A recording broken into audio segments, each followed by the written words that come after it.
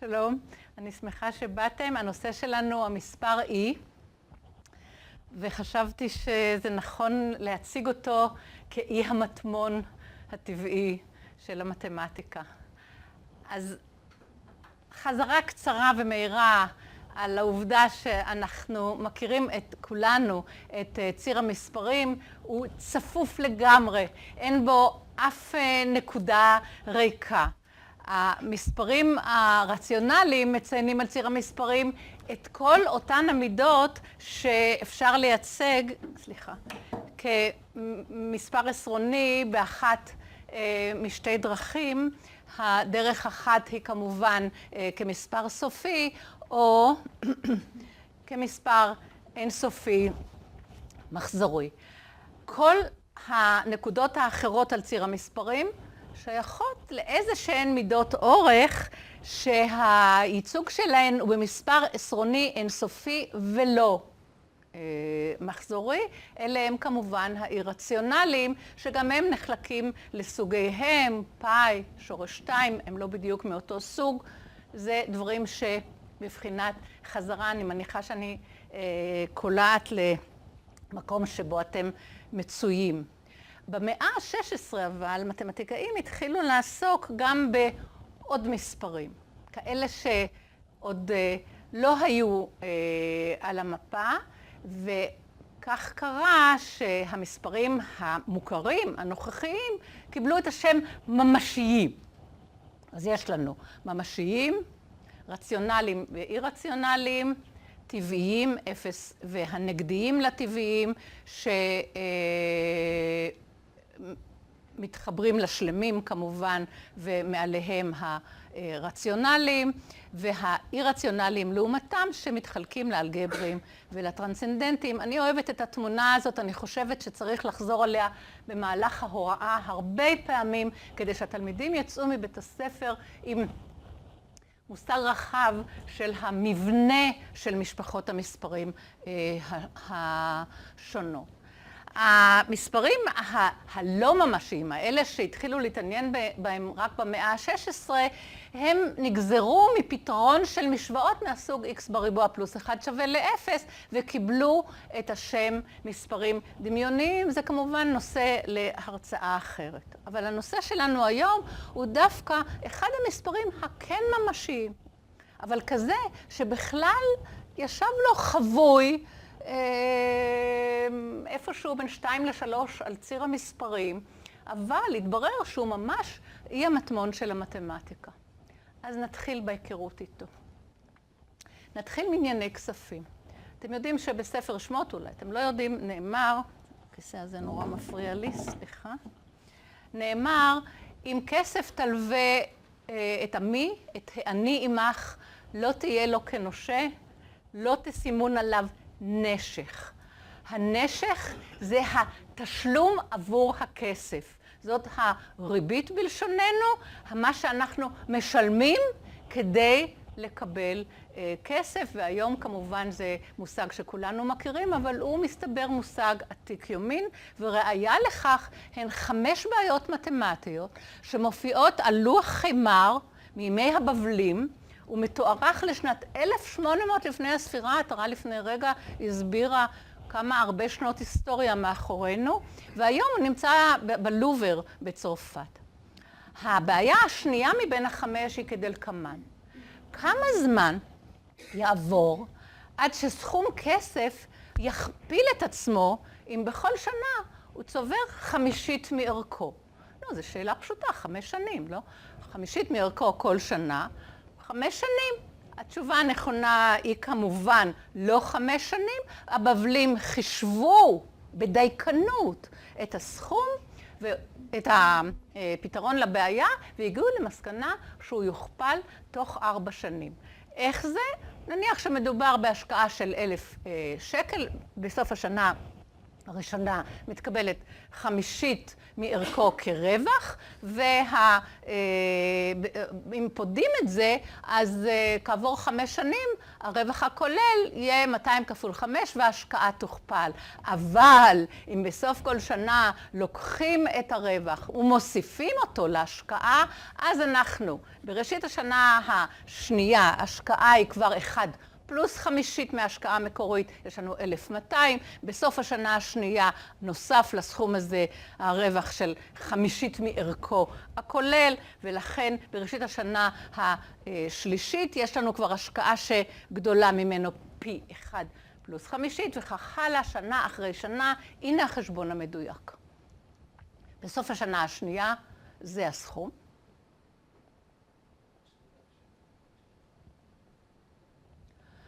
בסוף השנה השלישית, הסכום הזה גדל שוב פי 1 פלוס 1/5, וזה החשבון. בסוף השנה הרביעית, הסכום הראשוני כבר מגיע יותר מאשר 2,000. וככה, הודות לריבית דריבית, בעצם לא רק 1,000 שקל, אלא כל הון פי שצובר 1/5 מערכו בשנה, כלומר 20%, מגיע ב4 שנים בעצם להרבה, לא הרבה יותר, אבל ליותר מכפליים מגודלו. אז למסקנה הזאת, כפי שאמרנו, הבבלים כבר הגיעו, וזה היה לפני התחלת הספירה, המון שנים, האנושות יודעת את זה היטב. עכשיו אנחנו עוברים להרחבה והכללה של העניין. הילד דן קיבל בחגיגת הבר מצווה שלו סכום כסף. החליט לחסוך אותו. לא מבזבזים, אמא ואבא אמרו. נדב נדיב, מנכ"ל בנק הנדבן, הציע לו תוכנית חיסכון מטבע הדברים. התוכנית נקראת כפליים. מה התוכנית? בעוד 5 שנים, כשדן יהיה בן 18, הוא יוכל לקבל 2 שקלים עבור כל שקל. ההורים של דן מודאגים מהעניין הזה. מה יקרה אם דן יהיה מוכרח לקבל את הכסף הזה קודם, לפני שימלאו לו 18 שנה? אין בעיה, נדב אומר. אני אתן לו את הרווח היחסי לשנות החיסכון. אבל דן, שלמד על הבבלים, הוא עושה לעצמו חשבון. רק רגע, למה אני צריך לחכות 5 שנים? הרי אני יכול להכפיל את הכסף ב4 שנים. אני אמשוך את הכסף בסוף השנה הראשונה, נדב הבטיח לי 50, ואשקיע מיד את הסכום פלוס הרווח, ואני אקבל ריבית על שניהם. ואם אני אחזור על התרגיל הזה בכל שנה, אני אקבל בגיל 18 לא 2,000 שקל, אלא הרבה יותר. 2,2448 שקל, או פי 2.44832 על כל שקל שאני מפקיד. וואו. מה הבנקאי שלנו אומר על זה? הוא לא נבהל, הוא נשאר נדיב. אתה יכול לעשות את התרגיל הזה, הוא אומר לו, לא רק פעם בשנה, מצידי תעשה את זה 2 בשנה, אולי אפילו תצליח לשלש את כל הכסף שאתה משקיע. זה מוצא חן בעיני דן, אבל דן עושה חשבון. 2 בשנה, 5 שנים, בכל חצי שנה הוא יצבור 10 על ההשקעה. אמנם הוא צריך למשוך ולהפקיד 10 פעמים בשנה, אבל לא נורא. בגיל 18 הוא יקבל על כל שקל 2.59374. זה יותר, שווה את המאמץ של 2 בשנה. ואז הרעיון כל כך מוצא חן בעיניו, שהוא מכין לעצמו בטבלה. למה רק 2 בשנה? אני יכול 5 פעמים בשנה, 10 פעמים בשנה, 50 פעם בשנה,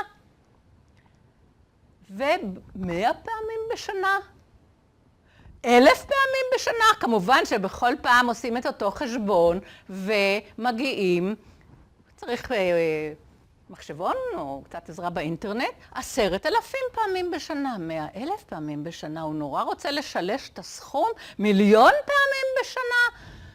לא מצליח, 2.71828, זה די מעצבן. דן די מאוכזב, זה לא הקצב שהוא ציפה לו. אז מנהל הבנק מסביר לו. בסופו של דבר, מנהל הבנק ידע את זה כנראה קודם, הצבירה של ריבית דריבית איננה מגדילה את ההשקעה בלי גבול. השינוי בהון המצטבר הולך וקטן ככל שאין גדל. קצב השינוי. והסך הכל לעולם לא עובר 3 שקל, אפילו לא עובר 2.72. בגלל זה הוא הרשה לעצמו להיות כל כך נדיב כמובן. אז מה דן אומר? אי אפשר לשלש את ההשקעה בשום פנים ואופן? לא. משיב לו דן, הסכום מצטבר ושואף למספר שזכה ברבות הימים לשם אי. אומר לו הבנקאי, אני כמחווה מוכן לתת לך על כל שקל 2.7 שקלים, בלי שתרוץ לבנק 1,000,000 פעם ויותר. אתה בעצם, זה קורה, הסכום הזה מתקבל והמדויק, כשעושים את זה בקצב אינסופי, ויש לך עוד כמה דברים מעניינים לעשות בחיים, אני נותן לך את זה, שלך.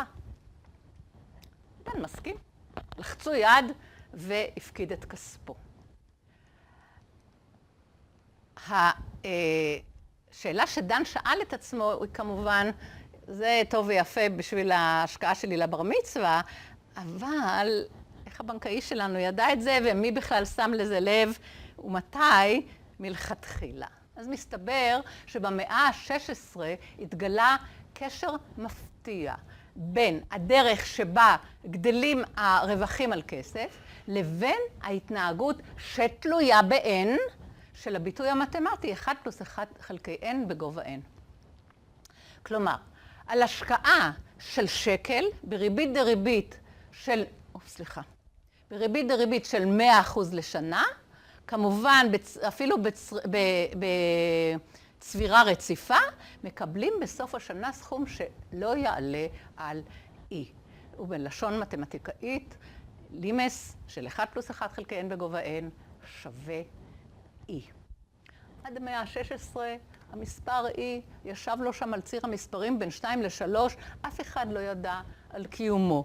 עוד אחת הנקודות שם בין 2 ל-3, מי שם לזה לב בכלל? אז כמה זה בדיוק e? קודם כל ראינו שזה חישוב של הביטוי 1 + 1 חלקי n בגובה n, ובשביל ערך גבוה כמו 1,000,000, זה מגיע ל5 ספרות אחרי הנקודה. אבל לעלות בחזקה זה חישוב לגמרי לא קל ופשוט, ולמרבה המזל יצא להושיט יד למתמטיקאים בעניין הזה, מי אם לא אייזק ניוטון, שעל שמו הבינום של ניוטון, שבעזרתו אנחנו יודעים לחשב a + b בגובה n לכל שני מספרים, והיישום של זה בשנת 1665 הביא את ניוטון לדבר הבא. 1 + 1 חלקי n בגובה n זה 1 + n כפול 1 חלקי n, פלוס אחר כך n כפול n מינוס 1 חלקי 2 עצרת, כפול 1 חלקי n בריבוע, וכן הלאה, 1 חלקי n בשלישית, האיבר האחרון הוא 1 חלקי n בגובה n. שוב, ההנחה שלי היא שאת הבינום של ניוטון כולנו מכירים, ומכאן אבל החשבון מראה ש1 + 1 חלקי n בגובה n זה בעצם 1 פלוס עוד 1, פלוס עכשיו תשימו לב מה אני עושה. כאן יש לי n בריבוע. n הזה מצטמצם, ו-n מינוס 1 בגובה n זה 1 מינוס 1 חלקי n חלקי 2 עצרת. אותו דבר כאן, בכל אחד מהסוגרים מופיע n בשלישית, אחד מהם מצטמצם עם זה, השני נותן n מינוס 1 חלקי n, הגורם השלישי נותן n מינוס 2 חלקי n, וכך אנחנו מקבלים 1 מינוס 1 חלקי n כפול 1 מינוס 2 חלקי n, הכל חלקי 3 עצרת, וכן הלאה עד 1 חלקי n בגובה n. ואם אנחנו ממשיכים עם הדבר הזה, אז ככל ש-n ילך ויגדל, וכמובן אנחנו משאיפים אותו לאין סוף, מספר המחוברים גדל, והמונה של כל אחד מהם הולך ומתקרב ל1. אני מקווה שזה די ברור לנו. אוקיי, כולם רואים את זה? ולכן, הגבול של 1 פלוס 1 חלקי n בגובה n נותן 1 פלוס 1 פלוס 1 חלקי 2 עצרת, 1 חלקי 3 עצרת, וכן הלאה, 1 חלקי 4 עצרת, 5 עצרת, 6 עצרת, וכן הלאה. זה הגבול עד 1 חלקי n עצרת. בהנחה שהגבול קיים, מה שלא הוכחנו, אנחנו מגדירים את הגבול הזה כ-E. זאת אומרת, יש לנו עכשיו הגדרה של E בתור גבול של הסכום הזה, ו-E הוא המספר הראשון בהיסטוריה שקיבל הגדרה כגבול. אבל הוא מספר לכל דבר ועניין. הוא מציין כמות. זו ההגדרה הכי בסיסית של מספר. יש כמובן מספרים אחרים שלהגיד שהם מציינים כמות זה הרבה יותר קשה לתפיסה.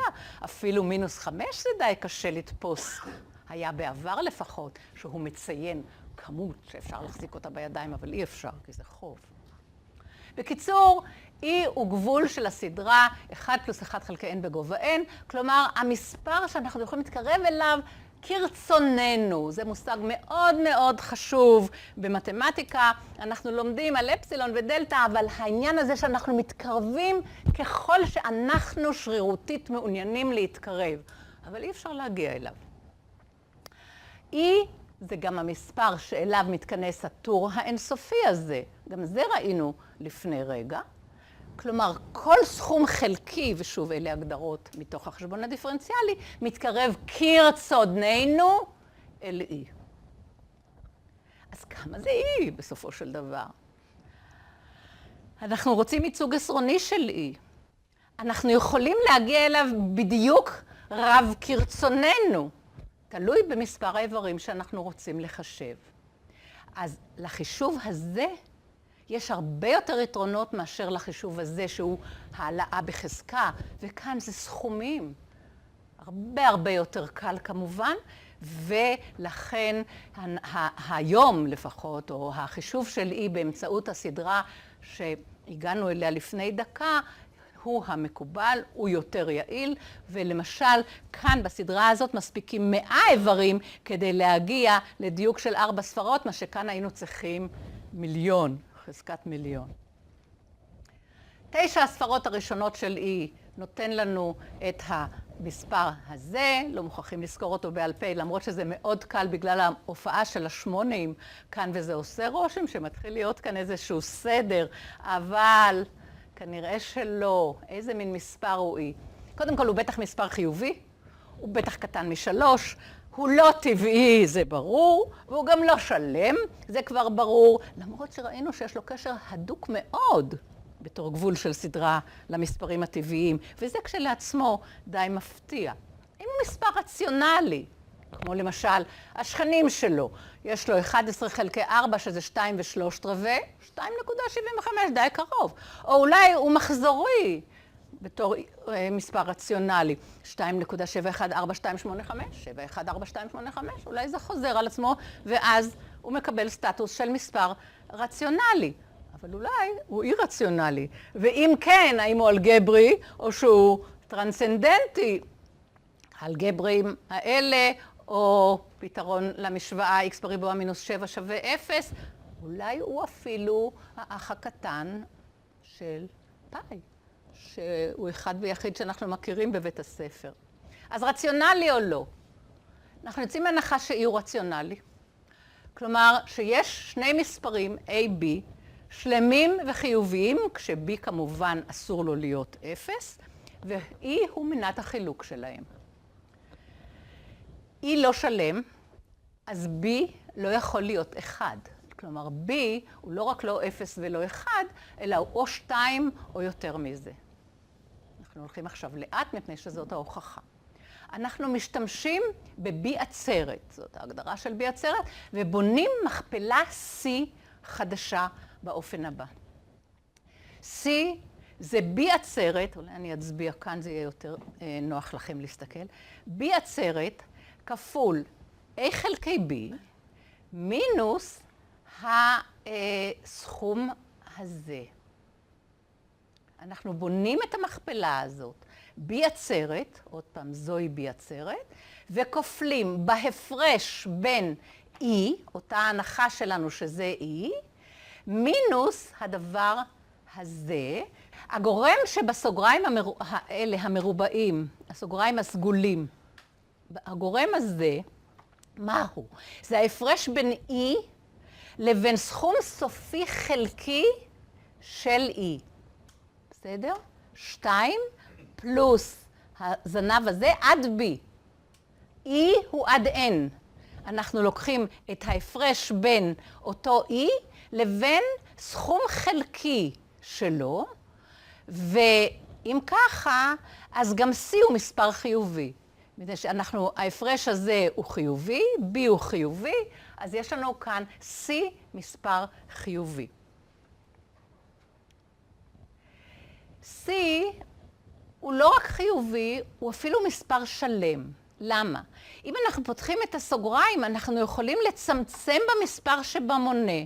בכל פעם, אם אני פותחת B עצרת, B עצרת נכנס לפה, לפה, לפה, לפה, לפה, ואני מקבלת 2 B עצרת, B עצרת חלקי 2 עצרת, B עצרת חלקי 3 עצרת, עד B עצרת חלקי B עצרת, אבל ברור, B גדול מ2 או שווה לו. ולכן כל אחד מאלה הוא שלם, בכל רם, אל תהססו, אני רק רוצה לוודא שאנחנו כולנו ביחד בעניין הזה. אז C הוא מספר שלם, כמו A ו-B, ועכשיו אנחנו עושים את הצעד האחרון. אנחנו כופלים אותו ב-B פלוס 1, ומקבלים B פלוס 1 עצרת, כן? כפלתי B עצרת ב-B פלוס 1, זה B פלוס 1 עצרת, וכפלתי ב-B פלוס 1, וקיבלתי עד הזנב האינסופי של E עד 1 חלקי B. מה שאומר שזה שווה 1 פלוס 1 חלקי B פלוס 2, אני מצמצמת ב-B פלוס 1 עצרת, כן? עוד פעם אותו תרגיל, והדבר הזה הוא 1, וזה C, נכון? אז זה 1 פלוס C. כלומר, קיבלנו ש-B פלוס 1 כפול C קטן מ-1 פלוס C. אבל זה אותו דבר כמו להגיד ש-BC פלוס C קטן מ-1 פלוס C, וזה אומר ש-BC קטן מ-1. BC קטן מ-1? כש-B היה גדול מ-2, ו-C היה גדול מ-1, זה לא יכול להיות. איך זה קרה לנו? איפה שגינו? רק במקום אחד, בהנחת המוצא שאי הוא רציונלי. ומכאן, כמו כל הוכחה על דרך השלילה, ההנחה היא מוטעית, ואי הוא מספר לא רציונלי. זאת הוכחה לא פשוטה, אני חושבת אבל שאפשר להביא אותה בכיתה י"ב בפני תלמידים, לאט לאט, הרבה יותר לאט ממה שעשיתי כאן כמובן, אבל אני חושבת שראוי ונכון.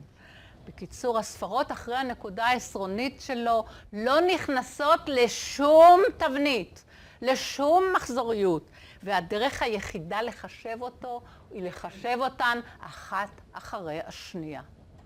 אוקיי. אוילר היקר, המתמטיקאי של כל הדורות, הוכיח את אי הרציונליות של אי. זה היה בשנת 1737. תחשבו, לא היו לו כל האמצעים והתובנות המתמטיות שיש לנו היום.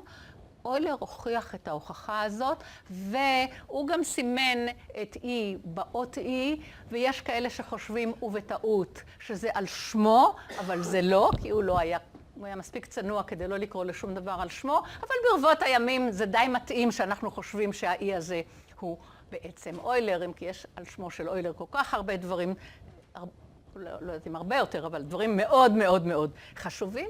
אוילר גם הוכיח שאי בריבוע הוא אי רציונלי. זה בניגוד להרבה אי רציונליים אחרים. שהריבוע שלהם הוא רציונלי. לא רק אי רציונלי, גם אי בריבוע הוא אי רציונלי.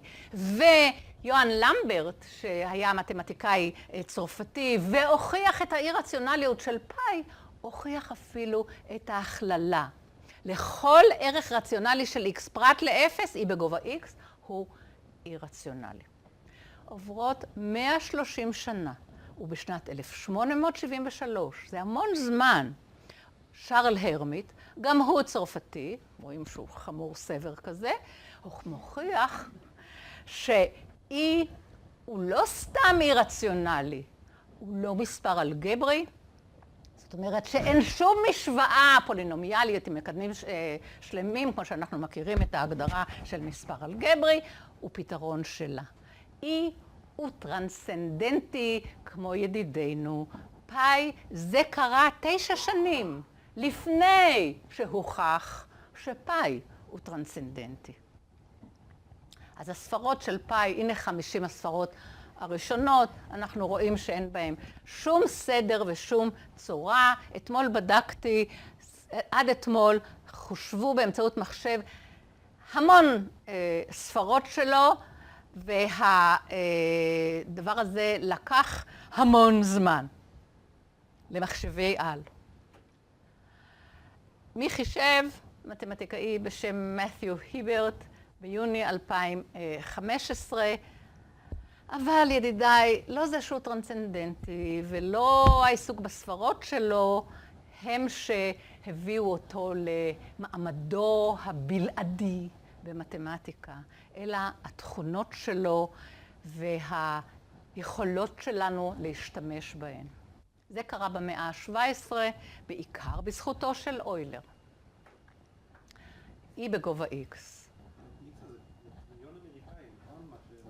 כן, כן, אני משתמשת בטרם, תודה, זה באמת חשוב אולי להזכיר, תודה יובל. אני משתמשת למספרים הגדולים במיליון, ביליון, טריליון, קווטריליון, קווינטיליון. זה המונחים המקובלים בארצות הברית, אבל עד היום יש בעצם 2 מערכות של טרמינולוגיה, של נומנקלטורה למספרים, ותודה יובל, זאת הערה במקומה. צריך לשים לב כשמשתמשים בשמות של המספרים הגדולים, להיות עקבי, זה מה שחשוב. כל היתר, במה שתבחרו זה בסדר, אבל תודה, זאת הערה מאוד חשובה. אז אנחנו חוזרים ל-E בגובה X, כלומר זה הדבר שכבר הזכרנו שגם אוילר עסק ב-E בריבוע והוכיח שהוא גם כן אי רציונלי, ואחריו למברט, הבסיס היא החזקות של E. אז ראשית כל נעשה כזה ויש מהיר על חזקות, כדי להיות בטוחים שאנחנו מדברים באותה שפה, ובאותה הזדמנות שיעור קצר איך אפשר לעשות את זה בכיתה. כל החוקים שנובעים מכאן נשענים על ההגדרה ש-E בגובה N זאת מכפלה שמספר הגורמים שלה הוא N, שכולם שווים ל-E. זה לא E כפול עצמו N פעמים. זה E כפול עצמו N מינוס 1 פעמים. ותשימו לב לזה בבקשה. זאת טעות מאוד שגורה, לא יודעת אם כבר נתקלתם בזה, אבל זאת הזדמנות להזכיר את זה. עבור N ו-M, ש-N גדול מ-M, אנחנו מכירים את חוק החזקות, E בגובה N כפול E בגובה M, זה E בגובה N פלוס M, וגם N מינוס M, וגם N בחזקת M. N ו-M טבעיים, חוקי החזקות, אנחנו מכירים אותם. אנחנו מרחיבים את ההגדרה למעריך שהוא לא מספר טבעי. זה מחייב אותנו בהקפדה, וזה אחד הדברים שהוא אבן יסוד במתמטיקה. אנחנו מרחיבים אך ורק בצורה שלא תביא לכלל סתירה כלשהי חלילה וחס. לכן, למעריך 0, או כל מספר שלילי K שמוגדר כ-A מינוס N, מתחייב מהצורך לשמור על היעדר סתירות, להגדיר ש-E בגובה 0, להגדיר E בגובה 0, זה כדי שהוא ישמור על הדבר הזה, שזה E בגובה 0, זה E בגובה N מינוס N, אנחנו מגדירים את זה בתור E בגובה N חלקי E בגובה N, שזה 1. זאת לא הוכחה. E בגובה K, אנחנו יודעים שהוא חייב לשמור על הכלל, שזה יהיה E בגובה 0 מינוס N, ששווה למנה, ולכן אנחנו מגדירים אותו כמנה, ומקבלים שזה 1 חלקי E בגובה N. ולמספר רציונלי, X שווה A חלקי B, בהתאם לזה, לא רק 1 חלקי, אלא בהתאם, E בגובה A זה E בגובה A חלקי B כפול B, אנחנו מגדירים את זה כך, וגוזרים מכאן שההגדרה היא ש-E בחזקת A חלקי B, זה לפי ההגדרה השורש ה-BE של E בחזקת A. החזקות של E הן עד עכשיו רציונליות, אבל מתמטיקאים לא מסתפקים בזה. הם רוצים כל X. איך מרחיבים את ההגדרה של E בגובה X לכל מספר מעריך שיהיה אי רציונלי? אנחנו נשענים כמובן על הידיעה שלכל מספר אי רציונלי אפשר להתקרב כרצוננו על ידי סדרות של מספרים רציונליים. למשל, אל שורש 2 אנחנו מתקרבים כך. E בגובה שורש 2 הוא בין E בגובה 1.4 ל-E בגובה 1.5 וכן הלאה, מרחיבים משני הצדדים כך שאנחנו מקבלים שתי סדרות שכולאות בתוכן את E בחזקת X, ואנחנו יכולים לכן לקבל ערך מדויק כרצוננו של E בגובה שורש 2. אבל יש גם דרך אחרת. אפשר לתת משמעות ל-E בגובה X, שתהיה יותר מיוחדת ל-E.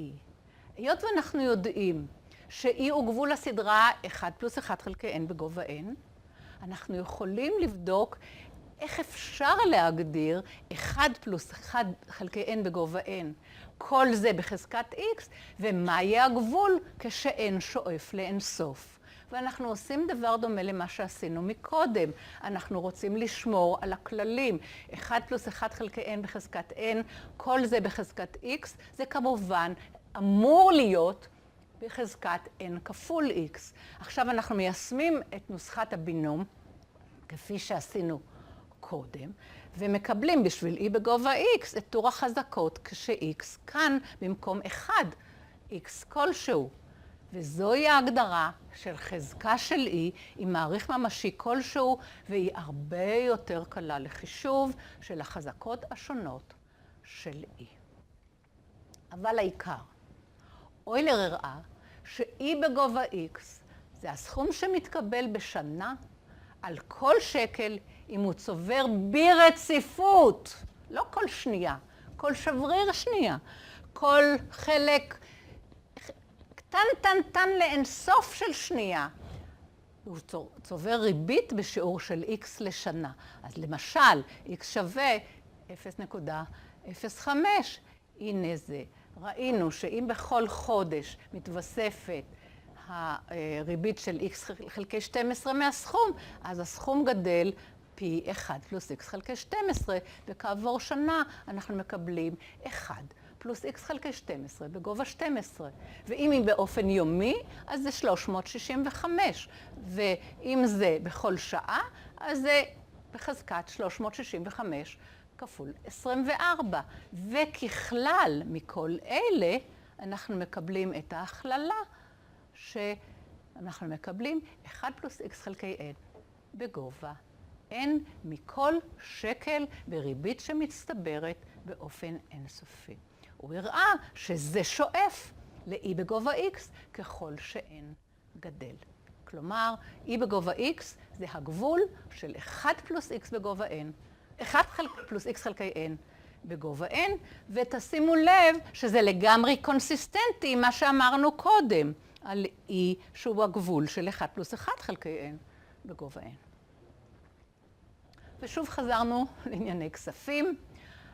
אוילר עם הממצאים שלו אומר, אם אתם משקיעים 1,000 שקל לשנה, והבנק נותן לכם 5% ריבית שמצטברת ללא הפסקה, הסכום שיעמוד לרשותכם בסוף השנה יהיה קצת יותר מ-1050, אבל לא יותר מ-1051.21, שזה E בגובה, ועוד קצת אחרי הנקודה, E בגובה 0.005, שזה החישוב שנותן בערך את הסכום הזה. זה די ברור שאם במקום 1,000 תפקידו מיליון, אם יש לכם, אז תקבלו יותר.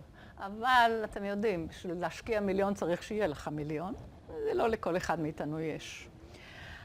ידידיי, הגענו לאמצע הדרך. אני רוצה לעצור רגע ולראות אם יש לנו שאלות. אחרי שאני אציג כאן רק את הסיכום, הכרנו את E שהוא מספר טרנסצנדנטי, בין 2.7 ל-2.8.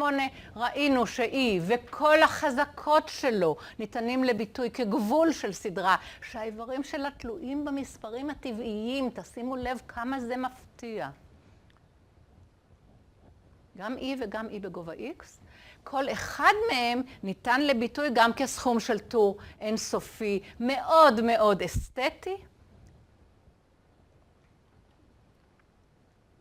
וכעת אנחנו נתפנה לשאלות אחרות, כמו למה זה חשוב, והתלמידים תמיד שואלים בשביל מה זה טוב כמובן, ומדוע הכרחי שכל אדם ביישוב, בין אם הוא בוגר מגמה הומנית, בין אם הוא בוגר מגמה ריאלית, ידע את המשמעות של E ואת המהות של E בגובה X. אוקיי, ידידיי, אז אנחנו מתחילים סיפור חדש, בלי קשר. אגדה מספרת, אתם מכירים כולכם את האגדה, על שליט הודו, שהחליט להעניק לממציא משחק השחמט המפורסם, פרס של 1,000,000 מטבעות זהב טהור. וואו, הממציא, איש צנוע, בא אל הארמון בבגדי עניים, מבקש מהשליט, בדחילו ורחימו, הוא לא רוצה מטבעות. תן לי אורז, אני זקוק לאורז, לאכול. כמה אורז תבקש, השליט שמח מאוד כמובן. ישימו נא גרגר אחד של אורז על המשבצת הראשונה של הלוח, 2 גרגרים על השנייה, 4 על השלישית, ובכל משבצת כפליים מאשר על קודמתה. בקשה מאוד צנועה. אני מבקש רק את מה שיש במשבצת האחרונה, לא כל מה שעל הלוח, רק במשבצת האחרונה. השליט די מבסוט מהעניין, אומר לכל האנשי החצר שלו, קדימה חברים, מהר להביא אורז ולשים ולתת לו ושילך מפה, שיתנפנף. מה קרה? אנשי המלך שמו גרגר אחד על הראשונה, 2 גרגרים על השנייה, 4 גרגרים על השלישית, 8 על הרביעית, על החמישית 16 וכן הלאה, 32, 64, 128, 256, אנחנו מכירים את הסיפור. בשורה השנייה זה התחיל להיות קצת יותר קשה. אז הם שמים לב בינתיים שבעצם מה שהם צריכים כדי לגייס את המספר הנכון הוא שבכל משבצת צריך גרגר אחד יותר מסך כל הגרגרים שיש עד אליה. למשל, כאן יש 128, כאן יש 256, אבל 128 ועוד כל אלה, אולי נתחיל מכאן. כאן צריך 2 זה 1 ועוד 1, כאן צריך 4, 1 ועוד 2 זה 3 ועוד 1 זה 4. כאן צריך 8, הסכום הזה הוא 7 ועוד 1 זה 8. וכך הלאה, כאן צריך 16, הסכום הזה הוא 15 ועוד 1 זה 16. בכל משבצת 1 יותר מהסכום של כל הקודמים. די מהר הם מתחילים לחפש אורז בכל המדינה, ומתחילים להרגיש שהם בבעיה, והמלך אומר, hold it, עצור, לא יותר. אנחנו עכשיו יושבים לעשות חשבון, רבותיי, לפני שאתם רצים החוצה, והתברר שכל המלאי של כדור הארץ לא מספיק למשאלה הצנועה של האדון שלנו. בהזדמנות הזאת תלמדו ש2 בחזקת 10 ו2 בחזקת 20 אלה מספרים שאנחנו מכירים היום, ו2 בחזקת 30 זה ג'יגה ו... לא. זה בעלי בסיס 2, כאילו, בינאריה. אוקיי, בסדר. בסדר. וה2 בחזקת 63 זה הסכום של כל מה שיש עד אז ועוד 1, נכון? וזה המספר. והמספר הזה, זאת כמות אורז שהמשקל שלה הוא, יובל זה בשבילך, זה מיליון, ביליון, טריליון, 230 טריליון טון, פי 300 מכמות האורז שבכלל מיוצרת בעולם בשנה היום. מה יטעה את השליט? וזה מה שמטעה גם את התלמידים שלנו כמובן. הגידול פי 2 הוא לא דבר טריוויאלי, אנחנו נוטים לבלבל אותו עם הגידול ב-2. למשל, אם ניקח שטרות של 100, נניח עליהם עוד 2 שטרות ועוד 2 ועוד 2 וכך הלאה 40 פעם. מה יקרה? הגובה של הערימה הזאת יהיה כל פעם ב2 מילימטר יותר גדול, ובסך הכל נקבל ערימה של 8 סנטימטר גובה. בסדר? לקחנו עוד 2, עוד 2, עוד 2, וקיבלנו. אבל מה יהיה הגובה אם בכל פעם נגדיל את מספר השטרות פי 2, 40 פעם? הערימה תצמח לה מ2 ל4, מ4 ל8, ל16, ל32, 64, אנחנו מכירים את זה, ונקבל 2 בחזקת 40. זה מיליון קילומטר, יותר ממיליון קילומטר, כשהמרחק מכדור הארץ לירח, במרחק המקסימלי, הוא פחות מחצי מיליון קילומטר. זה מה שצמח משני שטרות, פי 2, פי 2, פי 2. קצב הגידול, הקצב, הוא זה שעושה את ההבדל. בפעם הראשונה זה היה קצב ליניארי, בפעם הזאת הגידול היה אחיד, כלומר בכל פעם המדרגה הייתה אותה מדרגה. דרך אגב, אלה מושגים מאוד חשובים, רום ושלח, rise and run. סליחה? רום ושלח. זה מחקלאות. יכול להיות, אני לא יודעת... בכל אופן, ידידיי, בבית הספר לא משתמשים במונחים האלה, ואני מאוד מציעה לאמץ אותם. סליחה, רום ושלח. רום זה הרום, והשלח זה המקום לכף הרגל במדרגה, ואתם יודעים שמדרגות לא נוחות, זה המדרגות שהרום שלהם הוא מאוד גבוה, ועוד השלח הוא קטנטן, אנחנו יכולים ליפול מהרגליים, ככה שכל ארכיטקט יודע לתכנן מדרגות היטב, שהרום והשלח יהיו נוחים לעלייה. אבל לא רק נוחים, אלא שווים, ישמור אלוהים. אם הם לא שווים, אנחנו נתקלים או נופלים, אנחנו לא אוהבים את זה. במקרה... סליחה, אני לא רואה מי... זכיתי לראות באף ספר לימוד שלומדים את המושגים האלה. נכון, לכן אני... זאת בדיוק הסיבה שאני מדגישה את זה ומציעה לכם להכניס את המושגים האלה. אלה מושגים מאוד מאוד חשובים בשפה, בקומוניקציה שלכם עם התלמידים. במקרה השני, הגידול הוא מעריכי. כלומר, הגידול בעצמו משתנה, העלייה היא במדרגות לא שוות, אנחנו רואים את זה כמובן פה, קצב הגידול הוא לא אחיד. בהתחלה הוא קטנצ'יק, אבל הוא הולך וגדל משלב לשלב, וגודל הקפיצה הולך ונעשה הרבה יותר גדול, לעומת שיעור השינוי הקבוע במקרה הראשון. השינוי המעריכי הוא אחד הנושאים הכי קריטיים לחיים שלנו על פני כדור הארץ. החיידקים למשל, שהם יצורים חד-תאיים, מתרבים על ידי חלוקת התא לשניים, וכך בדיוק כמו מעשה לוח השחמט, מתרבים החיידקים.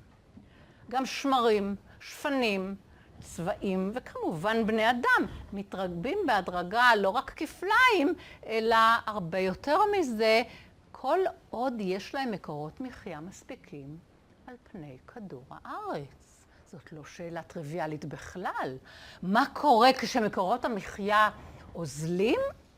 האוכלוסייה נכנסת למצב של רעב ופניקה, מזהמת את הסביבה כמובן, קורסת ונכחדת. אנחנו מכירים את הדברים האלה מההיסטוריה של בעלי חיים, ויש סיפור נהדר שאני מציעה לכם להסתכל עליו באינטרנט, סיפור הצבעים על האי סנט מתיוס. במאה ה-20 נכחדה אוכלוסייה שלמה של צבעים באי הזה, בדיוק בגלל הסיפור הזה. כמה זמן התראה יש לנו לפני התרסקות? אם זה כל כך מסוכן, אנחנו רוצים לדעת איך להינצל מהמצב הזה בעוד מועד, וזה חשוב. אז הנה דוגמה שתאיר את עינינו, וגם אותה אתם אולי מכירים, סיפור על חבצלת המים החונקת. אמנון ותמר גרים בעין מפריע בבית על שפת אגם גדול, והם מתפרנסים מהאגם הזה, הם לא רק סתם שתים עליו ודגים בו, הם מתפרנסים ממנו. ואמנון צריך לנסוע בענייני עסקים לעיר הגדולה יום אחד, ונאלץ להיעדר מהבית חודש ימים. בדרך לשדה התעופה הוא רואה בקצה האגם חבצלת מים יפהפייה, ועומדים שם גם שני שכנים שלו שכבר מתבוננים בהשתאות על היופי של הליליות האלה. אתם יודעים איזה פרח יפה זה. הוא רק לא יודע שהחבצלת הזאת מתרבה ומכסה בכל יום כפליים משטח המים שכיסתה ביום אתמול. מה שהוא לא יודע גם זה שהאגם כולו יהיה מכוסה ויחנק כשיחזור בעוד 30 יום. כלומר, אם האגם יהיה מכוסה לגמרי, הם איבדו את מקור פרנסתם. זה בדיוק כמו סיפור הצבעים באי סנט מתיוס. מה שברור הוא שיש להניח שהשכנים או תמר אשתו ישימו לזה לב, ובעוד מועד יזיקו את הרשויות לעזרה, לחסל את הדבר היפה הזה שעומד לחלות את מקור הפרנסה שלהם ולהציל את האגם. אז מתי סביר שהם יזיקו עזרה? כשמחצית משטח האגם מכוסה, בין רבע למחצית, אולי פחות מזה. כמה זמן יישאר להם כדי לפתור את הבעיה מרגע שהם יזעיקו? אז אם הם יזעיקו כשחצי האגם מכוסה, יום אחד, עד שהרשויות רק יתחילו לארוז את החפצים שלהם, הבירוקרטיה, הם עבודים. אם הם יתחילו לפחות כשרבע האגם מכוסה, יש להם יומיים. גם כן לא הרבה. אפילו אם הם יגייסו טיפול בשמינית כיסוי, רק 12.5%, זה עוד לא ניכר כמעט שיש סכנה, אז יש להם 3 ימים. לעומת זאת, עד שהם מגיעים למצב הזה, יש 26 ימים שהם נהנים להם מהיופי שלה. איזה יופי, עוד לילי, ראיתם? היום יש עוד אחת. איזה יופי, כולם מתפעלים, אפילו לא חושבים על הסכנה המתקרבת. בעיות מהסוג הזה מוכרחים לחזות מראש, ואסור באיסור חמור לדחות את הטיפול בהן. זאת סכנה אמיתית למין האנושי. מה גם שלא הכל הוא פי 2. יש תופעות שראינו אותן שהן 2 בגובה N, אבל זה המעריך שמשתנה וקובע. כלומר, זה אחד הדפוסים, אנחנו יכולים לחשוב על 3 בחזקת N, אנחנו יכולים לחשוב כמובן על מספר יותר גדול בחזקת N, שאומר שיש לנו אז הרבה יותר סכנה מזה. יש גם כמובן פחות מזה, תופעות שההתעצמות שלהם היא אפילו רק פי 1.2. עדיין אנחנו בסכנה. לעומת זאת יש תופעות הפוכות שלא מתרבות, אלא דועכות, ואנחנו מכירים את חוק הדעיכה של ניוטון, כוס התה המפורסמת, ואת הירידה של לחץ אטמוספרי כשמטפסים לגובה של הר, רדיואקטיביות, ריאקציות כימיות, יש המון תופעות שכולן אקספוננציאליות. אם אנחנו לא נדע על התופעה, אנחנו לא מספיק נאורים בחיינו. כולן יש להן תבנית מסוימת של B בגובה X. בסיס מסוים, חיובי, קבוע, לא בהכרח 2, ומעריכים לאו דווקא טבעיים, כפי שראינו. אז אנחנו נכנסים לצורך להבין יותר לעומק את הפונקציות המערכיות כולן. כמה יש? המון. לא כולן כמובן מסוכנות, אבל בטח לא באותה מידה, אבל בכולן יש קצב שינוי שמשתנה בעצמו. מי שהצביע על כך שזה דבר כל כך חשוב, זה אחד המדענים בני זמננו שכתב, הבעיה הכי קשה של ימינו היא חוסר ההבנה של הציבור במתמטיקה של התופעות המעריכיות.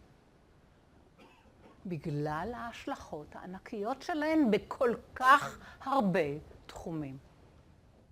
אז נדבר על הפונקציות המעריכיות. כמובן, לכל תופעה יש הפונקציה המעריכית שלה, הבסיס הוא זה שקובע, והנה אנחנו מכירים המון גרפים, את הדבר הזה מראים בכיתה, אני מתארת לעצמי הרבה, אבל המשמעות של הדבר הזה, כמה היא קריטית, אני לא בטוחה שאנחנו שמים אליה לב, אז זה מה שעד עכשיו הדגשתי. אנחנו עוברים כעת להסתכל על הפונקציות המעריכיות, הן כולן עוברות כמובן דרך y שווה 1, כשהבסיס קטן מ-1, גדול מ-1, יש גידול מעריכי, כשהבסיס בין 0 ל-1 יש דעיכה מעריכית. אז איך חוקרים, אם יש כל כך הרבה פונקציות מעריכיות, משתנות לפי הבסיס, איך המתמטיקה משתלטת על המחקר הזה? זה ממש בעיה סבוכה להכיר ולהשתלט ולתת את השירות למדענים השונים של כל פונקציה מעריכית וההתנהגות הספציפית שלה. מסתבר שיש בכך, יש הקלה ענקית, והעובדה שמספיק אחד מהן לכולן היא המושיע. אבל למה מספיקה פונקציה מעריכית אחת כדי להבין את כולן? פשוט מפני שאנחנו יכולים לעבור מפונקציה מעריכית אחת לאחרת די בקלות. למה? כל חזקה a בגובה x, כשה חיובי, אפשר להמיר לחזקה אחרת שבסיסה b. מתי? אם אנחנו רק יודעים ש-b בגובה c זה a. איך? הנה, f של x זה a בגובה x, אבל a זה b בגובה c. אז a בחזקת x זה b בגובה c בחזקת x. מה זה אומר? המעריך הזה c, זה הלוגריתמוס, לפי הבסיס b של a, ואותו אנחנו יודעים לחשב, והנה נכנסנו גם לפונקציה הלוגריתמית. אז הנה רק כדי לסבר את האוזן לאלה שרואים את זה אולי בפעם הראשונה, נניח שתופעה מעריכית מתוארת על ידי חזקות של 10. בצורה f של x שווה 10 בגובה x, אפשר להמיר את התיאור שלה לתיאור על ידי חזקות של 2. למה דווקא? כי ככה החלטנו. לא, אני רק רוצה להדגים את המעבר מבסיס 10 לבסיס 2. אז פותרים את המשוואה 2 בגובה c שווה 10, כשהפתרון הוא הלוג לפי בסיס 2 של 10, ואז ממירים כל חזקה של 10, למשל 10 בחזקת 7, לחזקה של 2 על ידי הצבה. 10 בחזקת 7 זה 2.33 בחזקת 7, זה 2 בחזקת המכפלה, 3 כפול 7, שזה חשבון פשוט, נותן. ברגע שבעיית החישוביות היא לא בעיה, ואנחנו יודעים היום שבעיות חישוביות מהסוג הזה בטח לא מהוות בעיה, אז אנחנו יכולים להתקדם עם זה. באופן כללי, זה נכון בכלל שאפשר להמיר על ידי המכפלה 3.3 בגובה x, כל 10 בגובה x. אוקיי? אז אם זה נכון על הדוגמה, אז זה נכון גם באופן כללי. כל חזקה היא בגובה x, אפשר להמיר לחזקה שהבסיס שלה הוא b, על ידי חישוב הלוגריתמוס לפי בסיס b של a. עד כאן אנחנו ביחד. מקווה שזה לא היה מהר מדי. זאת הדרך. ולכן, כל התופעות המעריכיות, לא חשוב איזה, אנחנו יכולים לבחור מספר חיובי אחד כדי לייצג את כולם. ולהתמקד בחקירת הפונקציה המעריכית הזאת. נשאלת השאלה, במי לבחור? אנחנו יכולים לעבור מכל אחת לשנייה. השאלה היא, מי יהיה אותו הבסיס הסטנדרטי? ומסתבר שיש עדיפות ניכרת לעין לידידנו E. על כך אני רוצה לדבר. למה דווקא E? כל כך מתבקש להגיד 10. אנחנו אוהבים אותו. E טרנסצנדנטי, כזה משוגע שלא נגמר ושאין לו שום סדר, דווקא E בחזקת X הוא זה שנבחר אותו כדי לחקור את כל הפונקציות המעריכיות למיניהן? כן. לפונקציה המעריכית E בגובה X יש תכונה שמקלה מאוד על החקירה. אנחנו ראינו שהמאפיין העיקרי הוא קצב הדעיכה או קצב הגידול. בקיצור, קצב השינוי. וצריך לבחור בסיס סטנדרטי שיאפשר לנו בקלות מרבית לקצוב את קצב הגידול של הפונקציה הסטנדרטית הזאת. אנחנו רוצים להשתמש בה, אז שזה יהיה קל לפחות. מה זה בעצם קצב גידול ואיך מודדים אותו? אז נתחיל עוד פעם מקצב אחיד, אתם מכירים את זה.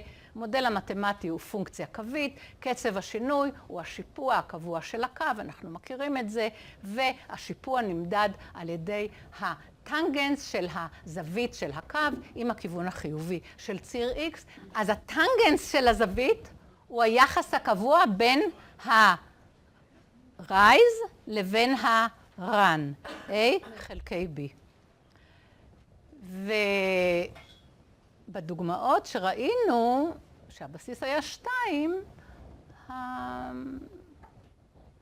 הדבר הזה קורה כמו שמעמידים סולם.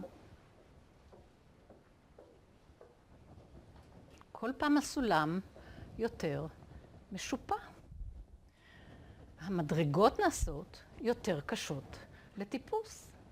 אז השיפוע הוא היחס בין הרום לשלח, ואנחנו רוצים תופעה מעריכית שיהיה לנו נוח לדבר על התלילות שלה בתור דבר סטנדרטי. איך קובעים? לוקחים את המשיק לפונקציה ומזיזים. זה השיפוע. זה היחס בין B ל-A. גם את זה אתם מכירים, ואני בטוחה שאתם כבר כולכם רואים מאחורי זה את הנגזרת של הפונקציה, שהוא הטנגנס A חלק B של הזווית שהמשיקים לקו הזה בנקודות השונות יוצרים עם הכיוון החיובי של ציר ה-X. אז למה נבחר E להיות הבסיס הסטנדרטי לתיאור של תופעות מעריכיות? פשוט מאוד. מפני שמאוד קל לקצוב את התלילות המשתנה של E בגובה X. זה בניגוד לכל פונקציה מעריכית אחרת. אני יודעת שאתם יודעים שהנגזרת של E בגובה X היא בגובה X, אבל תראו כמה זה ויזואלי. נסתכל רגע על 2 בגובה X. תראו את 2 בגובה X. תראו את הקושי לחשב את הקשר בין את המנה של שני הניצבים, הרייז והרן. נכון שלקחתי את הנקודה על העקום של הפונקציה, ולאור זה אנחנו רואים שהרן הוא תמיד 1.44, אבל לך תחלק ב-1.44. אז זה בשביל 2 בגובה X. עכשיו נראה אם אני יכולה מהר להיכנס גם ל3 בגובה X. זה 3 בחזקת E. 3 בחזקת E גם כן, אם אני לוקחת את הנקודה, בכוונה כמובן, על העקום, ומחשבת את התלילות המשתנה, אני צריכה לחלק ב-0.91 בכל נקודה. זה קשה. לעומת זאת, ידידנו E, כמה הוא עושה לנו את החיים פשוטים וקלים. תראו מה קורה ב-E. אנחנו צריכים לחלק ב1. כלומר, זו המשמעות של העובדה שהנגזרת שווה לפונקציה. זאת הפונקציה, זאת גם הנגזרת. למה?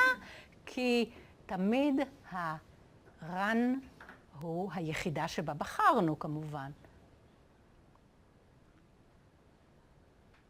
ולכן כל כך קל לחשב את השיפוע של E בגובה X. כמובן, קל לגזור את E בגובה X, וזה אוטומטי והכל. אז נסכם את העניין בלשון המתמטית. התלילות של פונקציה מעריכית בכל נקודה היא זאת שמשקפת את הקצב שבו היא משתנה. היא נמדדת על ידי הטנגנס, היא לא קבועה, והערכים שלה תלויים ב-X, והתלילות עצמה לכן היא פונקציה של X, זאת הפונקציה הנגזרת שאנחנו מכירים אותה ומלמדים אותה, והתלמידים עושים את זה די באופן טכני, ואני באמת מאמינה שצריך להסביר את זה קצת יותר לעומק. וה-E הוא הפונקציה היחידה שבה הנגזרת שווה לפונקציה. אין אף בסיס אחר שבגובה X כשגוזרים אותו מקבלים את אותו הדבר. ועל זה אפשר ללמוד גם כלומר, אם אנחנו רוצים עכשיו לעבור מכל פונקציה אחרת אל E, כל מה שאנחנו צריכים לדעת זה את הלוגריתמים הטבעיים, הלוגריתמים על פי בסיס E של A, כפי שאמרנו מקודם. אז אנחנו בעצם עומדים עם שתי פונקציות, הפונקציה הלוגריתמית והפונקציה המעריכית, שכמובן הקשר ביניהן הוא הדוק מאוד. E זכה בשם הבסיס הטבעי, והיא בגובה X היא הפונקציה המעריכית, בה"א הידיעה, והלוגריתמים בבסיס הזה נקראים לוגריתמים טבעיים, ואתם יודעים שאנחנו מסמנים אותם בלן לפעמים, לוגריתמוס נטורליס או natural logarithm. אז עד כאן המספר E ברמה המתמטית ולמה הפונקציה E כל כך חשובה, אבל מסתבר שהמספר E שהתגלה כבר כמובן לפני די הרבה, דרך אגב, התגלה או הומצא, כמובן שזה התגלה, הוא היה שם על ציר המספרים כל הזמן. במתמטיקה אין המצאות, אלא אם כן מגדירים משהו חדש, אבל E היה שם, רק לא חקרנו אותו. אז האנליזה התפתחה במאה ה-16, והמון תופעות מכל תחומי המדע קשורות לזה, אבל היא, מסתבר, מופיע בצורה בלתי צפויה בהמון מקומות אחרים. אז הנה, אלה דוגמאות שאני מקווה שיפתיעו אתכם. זאת לפחות הכוונה שלי. אז אחת התופעות הכי גדולות היא שיש קשר הדוק מאוד בין הלוגריתמים הטבעיים לבין לא אחרים מהמספרים הראשוניים עד אותה נקודה X. כלומר, אם אנחנו מדברים על הלוגריתמוס הטבעי של X, הוא קשור למי? כן, אנחנו זוכרים, הוא טרנסצנדנטי. לראשוניים שהם פר אקסלנס של המספרים השלמים, כן, הם אבות אבותיהם, או אבני הבניין. סליחה. אז אנחנו יודעים על המספרים שהם נחלקים לכל מיני קבוצות, גם לפריקים וראשוניים, ואנחנו יודעים גם שיש אינסוף ראשוניים, ואנחנו יודעים שיש פריקות חד-ערכית, עד כדי הסדר, לכל מספר. המשותף לכולן הוא שלאי שום קשר, אפילו מזעיר אנפין, להוכחה של הדברים האלה. אבל יש דברים מסוג אחר. המספרים הזוגיים, ואלה שמסתיימים ב5, הם כולם פריקים. כשניתן מספר אי-זוגי שמסתיים ב1, 3, 7 או 9, אנחנו לא כל כך יודעים בביטחון אם הוא פריק או לא. לא רק זה, אם ידוע מספר ראשוני מסוים, אנחנו לא יודעים איפה יצוץ המספר הראשוני הבא, ואפשר לבנות רווחים גדולים כרצוננו של מספרים פריקים. אם יהיה לנו זמן אני אראה איך, אבל בכל אופן אפילו לא הוכח שכנראה שמספר הזוגות של מספרים טבעיים עוקבים, אלה שההפרש ביניהם הוא 2, הוא אינסופי. כלומר, למרות שמצד אחד יש רווחים מאוד גדולים, עדיין הזוגות העוקבים מופיעים כנראה באופן אינסופי. ויש אינסוף ראשוניים. הם לא נגמרים בשום מקום. הם כן הולכים ומתמעטים, אבל השכיחות שלהם הולכת וקטנה. ככה לפחות נראה לעין. יש 4 ראשונים מתחת ל-10, 40%, 25 ראשונים מתחת ל-100, וזה בערך 25%. יש 168 ראשונים מתחת ל-1,000, 16%. עד 10,000, 12.5% בערך. עד 100,000, המספר הולך ודועך. השאלה היא, האם יש איזו תבנית כלשהי לירידה הזאת? ואתם כבר יודעים שהתשובה לכך הולכת להיות כן, וזה היה גאוס ששאר, הוא לא הוכיח, שהצפיפות שלהם שואפת ל1 חלקי ln של x. זאת אומרת שהיחס בין מספר הראשונים מתחת ל-x לבין מספר הטבעיים כולם מתחת ל-x שואף ל1 חלקי ln x, הולך ודועך. גאוס לא הצליח להוכיח, אבל רימן עשה את זה, ולפחות נתן סקיצה של ההוכחה. הוכחה יותר מדויקת ניתנה קצת יותר מאוחר, או הרבה יותר מאוחר אם אתם רוצים, על ידי אדמר ופוסר, וההשערה הפכה להיות משפט המספרים הראשוניים. משפט חשוב מאין כמוהו, ובכלל כל התורה של המספרים הראשונים מאוד חשובה, אבל זה ש-E והלוגריתמים הטבעיים מופיעים איכשהו צצים לתוך המספרים הראשוניים והתדירות, ההופעה שלהם, זאת הפתעה מוחצת. הפתעה אחרת. E ומכונות ההימורים. אמרנו שהיא קשור לכסף? הנה.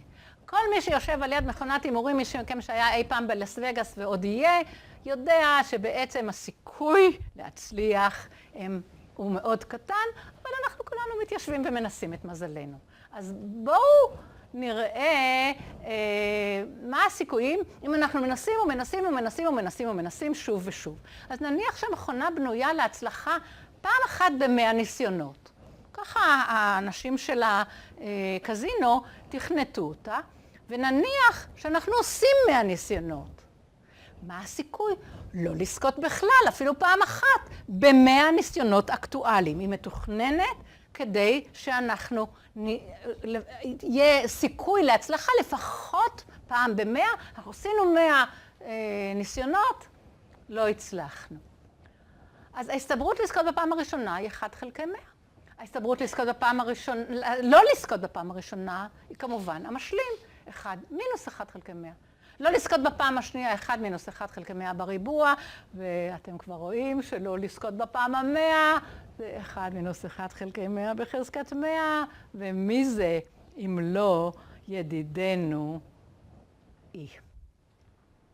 ההסתברות לא לזכות היא E בגובה מינוס 1, 0.3.66. מדהים, נכון?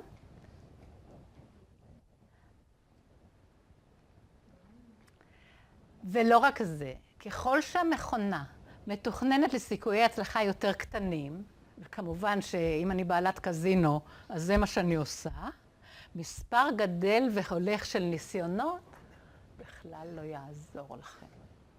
זה מה שאנחנו יודעים מראש, ואנחנו בכל זאת נכנסים לשם. בקיצור, אנחנו הולכים לעוד הפתעה. E ועקום השרשרת. מה משותף? לחוטי חשמל, לקשת של שער בסנט לואיס, לתור בבנק, לקשתות של גאודי, לקורי העכביש, לפארק בנשר. זה לא על יד הבית שלי כבר.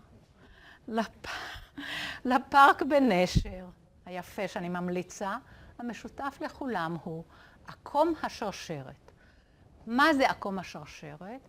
זאת הצורה שמתקבלת כשאנחנו תולים כבל כבד בשתי נקודות קצה ונותנים להם חופש.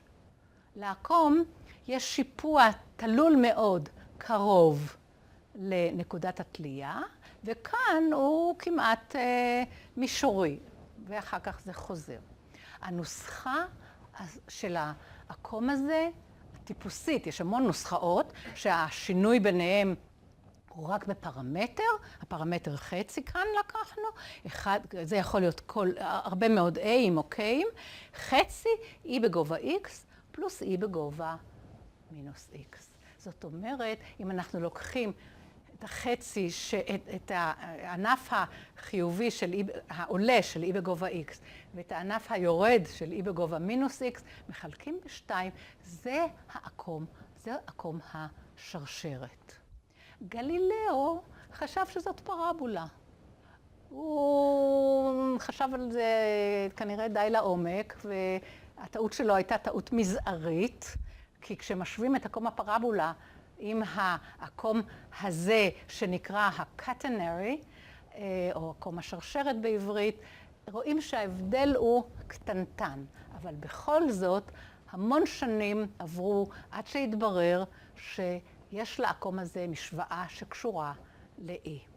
הנה, המון דוגמאות לעקום הזה, והנוסחה הכללית שלו היא A בחצי, E בגובה X חלקי A, פלוס E בגובה מינוס X חלקי A, כש-A הוא הפרמטר, אלה עקומי שרשרת שונים. מה זה A ומה זה X? זה עוד פעם, זה המרחק בין נקודות האחיזה הוא הפרמטר. זה A? כן. והעקום בצד שמאל הוא E בגובה מינוס X חלקי A, ובצד ימין הוא E בגובה X חלקי A חלקי 2. בסדר? אתם יכולים לחקור על זה. סליחה? ה-X יחושב נקודת האמצע? ה-X כמובן, כן. X זה ציר הסימטריה הוא, כן, כן, תודה. זה היה נקודת ההתחלה של עוד ענף מתמטי. המון ענפים מתמטיים התפתחו במשך מאות שנים, אחד מהם הוא חשבון הווריאציות. אנחנו עוברים לתחום אחר. מישהו מכם שירת בצנחנים מהבחורים? לא חשוב, לא נשאל שאלות קשות. אוקיי. צנחן שמשקלו M קופץ. בסדר? צנחן שמשקלו M קופץ ממטוס, והמהירות הירידה שלו היא כמובן פונקציה של הזמן, שאנחנו מסמנים אותה ב-V של T, של הזמן. פועלים עליו שני כוחות נגדיים. איזה? אחד, כמובן, כוח המשיכה של כדור הארץ, שאנחנו מכירים את G, שהוא התאוצת כדור הארץ, ו-M, שהוא המשקל שלו, שקובעים את הכוח שמושך אותו כלפי מטה. אבל יש התנגדות של האוויר מלמעלה, וההתנגדות הזאת נוצרת באופן פרופורציוני למהירות ותלויה באיכויות של החופה של המצנח, והיות והיא פונקציה כלשהי של המהירות, אז נסמן אותה ב-KV. K הוא איזשהו קבוע. והמשוואה הדיפרנציאלית הרגילה שמתאימה לכוח היא F שווה F1 פחות F2, כמובן, והחישוב של F הוא mdv ל-dt, שזה mg פחות kv. לא חשוב כרגע הפרטים, אני באמת לא רוצה לפתח את כל התיאוריה, אבל תסמכו עליי ואם תרצו תשבו ותפתחו את זה, הפונקציית המהירות היא mg חלקי k, וכאן אחרי זה שני הביטויים האלה, 1 מינוס e בגובה מינוס t k חלקי m, פלוס vt0 e בגובה מינוס t k חלקי m. מה שרואים זה שהגורמים שקובעים קובעים את מהירות ההגעה לארץ לא תלויים במהירות בכלל, מפני שזה שואף לאפס וזה שואף לאפס. אז מה שקובע זה משקל הצנחן והחופה של המצנח, ולא המהירות ברגע פתיחת המצנח. וזה מה שמציל, או לא מציל, זה מה שמאפשר צניחה. בכל אופן, יותר טוב להיות רזה כשאתה צונח. יש בדיחה ידועה שאלה מכם שמוצאם מההייטק אולי שמעו אותה בהזדמנויות אחרות, אבל ב-29 לאפריל 2004, ברין ופייג' המייסדים של גוגל יצאו עם הנפקה לציבור, והם הצהירו שהם מצפים לגייס לא פחות ולא יותר מהמספר הזה של דולרים, שאני מקווה שאתם מזהים אותו, וראיתי אותו בהתחלת ההרצאה, בתור הספרות הראשונות של אי. באותה שנה גוגל נקטה בדרך מאוד מקורית לגיוס של כוח אדם.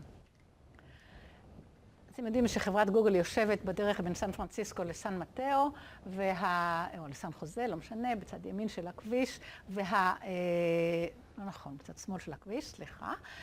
הוצב שלט בכל אופן, לא חשוב, הם עברו גם, לא משנה, ובו רשום משהו בכתב סתר. הנה מה שרשום. כלומר, יש כאן כתובת אינטרנט, .com, שפה רשום המספר הראשוני, סליחה, רשום אי בגובה, סליחה, רשום הפיתוח של אי, בסדר? וכאן כתוב במילים, המספר הראשוני הראשון בין 10 ספרות, שמופיע בפיתוח העשרוני של אי. The first 10-digit prime found in consecutive digits of C. כלומר, אוסף של ספרות של הפיתוח של E, 10,000, מספר ראשוני שמופיע הראשון, אבל יש לו 10 ספרות. בסדר? אז מי שימצא את המספר הזה ויעשה .com, נכנס. מי שמצא את המספר הזה, שמתחיל בספרה 99 אחרי הנקודה, וזה המספר, נכנס לאתר הזה. ושם הוא קיבל עוד חידה, והזמנה לשלוח קורות חיים לקראת רעיון בעבודה בגוגל. דרך מקורית תודו. חידה לקראת הסוף, מלחמה, כולם יודעים. כל שחקן יש לו 52 קלפים. בכל תור, כל אחד חושף קלף. מתי מכריזים על מלחמה? כאשר שני השחקנים הציגו את אותו קלף. אז השאלה היא, מהי ההסתברות לכך שבשום אופן לא יהיה מצב של מלחמה במהלך של משחק שלם? כלומר, 52 הקלפים מעורבבים, יפה, ואין מלחמה. השאלה היא, לאן שואפת ההסתברות הזאת אם מספר הקלפים הוא לא 52, אלא אין סוף. כמובן שמתמטיקאים לא מתעניינים ב-52, זה דבר פעוט ומקרי וקטן. במקרה של אין סוף, זה שואף לאחד לחלק לאי. ומי מכם שמכיר את בעיית המעטפות והמכתבים, אני יודעת שיש כאן כאלה שמכירים את הבעיה של בכמה דרכים שונות אפשר לבלבל הזמנות לחתונה שעליהם כותבים את ההזמנות לחוד ואת המעטפות לחוד, ומכניסים ככה שיש טעות טוטלית. אף הזמנה לא נכנסה למעטפה הנכונה. לא אחת, אף אחת. אותה ההסתברות, אחד לאי. לא להתבלבל ידידיי, אי צץ בהמון מקומות, אבל יש גם מקומות שבהם הוא לא צץ. למשל, הסימון של המספר אי על תווית של מוצרי צריכה, אין לה כל קשר. אני מקווה שראיתם כבר מספיק. סליחה? נכון מאוד. זה קוד שמשמש באיחוד האירופי לסימון של כימיקלים שיש בהם תוספי מזון. למשל, E240 זה הסורביטול. לסיכום, יהיו מספר קטן, בין 2 ל-3, הוא לא שייך למספרים הטבעיים, אבל יש לו קשר הדוק מאוד אליהם, ובמיוחד לראשוניים. לא ברור מי היה הראשון שגילה אותו. יכול להיות שזה קרה תוך כדי חישוב של ריבית דריבית. אומרים שברנולי, אבל הוא היה הראשון שהוגדר יובל כתהליך של שאיפה לגבול, וכשהומצאה החדווה, התברר שהפונקציה המערכית היא בגובה x מתלכדת עם הנגזרת שלה, ואז היא בגובה x קיבל תפקיד מרכזי באנליזה. הפונקציה המערכית היא הכרחית להבנה של תופעות שאנחנו חייבים לתת עליהן את הדעת, ובעניין הזה אני רוצה לסיים בסרטון. הסרטון מראה את התפוצצות האוכלוסין על פני כדור הארץ. הוא מדהים, הוא דובר אנגלית, אני מאוד מקווה שתעקבו, אני לא אדבר, אלא אם כן זה יהיה הכרחי. אני חושבת שאתם כולכם, אולי אני אוסיף פה ושם מילה.